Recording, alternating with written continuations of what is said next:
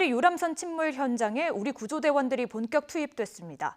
수색 작업에 진척이 있을지 주목되는데요. 취재 기자 연결합니다. 김대근 기자. 네, 헝가리 부다페스트에 나와 있습니다. 예, 우리 대책본부에 브리핑이 있었는데요. 먼저 이 내용 자세히 전해주시죠. 네, 현재 도착한 우리 구조대원들은 이곳 시간으로 오늘 오전부터 본격적인 수색 작업에 투입됐습니다. 관련돼서 브리핑이 있었는데요. 브리핑 내용을 보면 현재 수색 작업은 헬기를 이용한 공중수색 그리고 보트를 이용한 수상수색 두 가지 방식으로 진행되고 있습니다. 다만 유속이 변수인 것으로 보입니다. 주변국에서 들여온 수중 수색 장비도 설치하지 못한 상황이라는 설명이 있었는데요. 불어난 물도 수색 작업을 어렵게 하고 있습니다. 우리 측에서 사고 지역에서 측정한 수심은 현재 8.1에서 9.3m 정도입니다. 어제 측정했을 때는 6m 정도였으니까 하루 사이에 물이 또 불어난 겁니다. 지금 뒤로 보이는 저 다리 아래에 선박이 침몰해 있는데 저곳을 측정했을 때 지금 수심이 최대 9.3m 정도 나왔다는 얘기입니다. 평소 수심은 3m 정도인데 수위가 3배 정도 높아진 겁니다. 빠른 유속도 문제라고 말씀드렸는데요. 물 흐름이 워낙 빠르고 거세서 선체 주변에 유실망도 설치하기 어려운 상황입니다. 때문에 선체를 다른 선박에 연결해 뒀다는 설명이 있었습니다. 이런 상황 때문에 어제 선체 접근을 시도했던 헝가리 측 잠수사가 위험한 상황에 처하기도 했다고 구조대는 설명했습니다.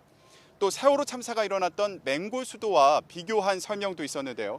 강은 바다와 다르게 밀물과 썰물이 없고 다리 교각 사이에서는 물 흐름이 더 빨라지는 데다 시계도 더 흐린 상황입니다.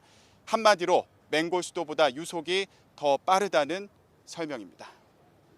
예, 상황이 정말 좋지 않은 것 같습니다. 그리고 사고 유람선은 침몰을 했는데요. 음파 사진이 공개됐다고요? 네, 그렇습니다. 지금 제 뒤로 보이는 저 다리, 마르기트 다리입니다. 그 아래 아까 말씀드린 대로 유람선이 가라앉았는데 그 모습이 담긴 음파 사진을 헝가리 구조대가 공개했습니다.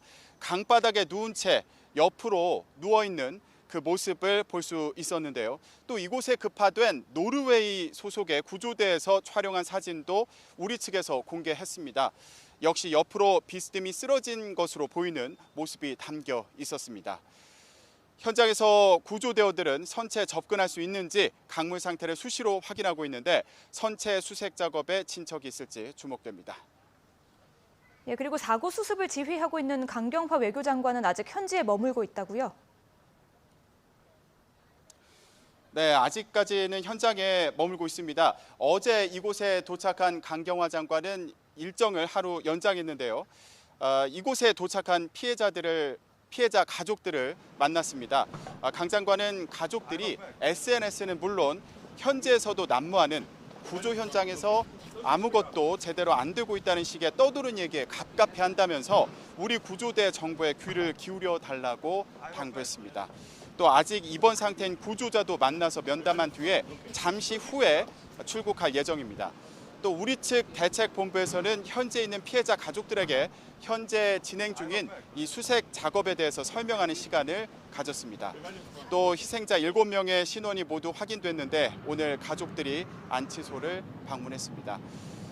또 아직 발견되지 않은 실종자 가족들도 먹먹한 심정을 얘기하고 있는데요.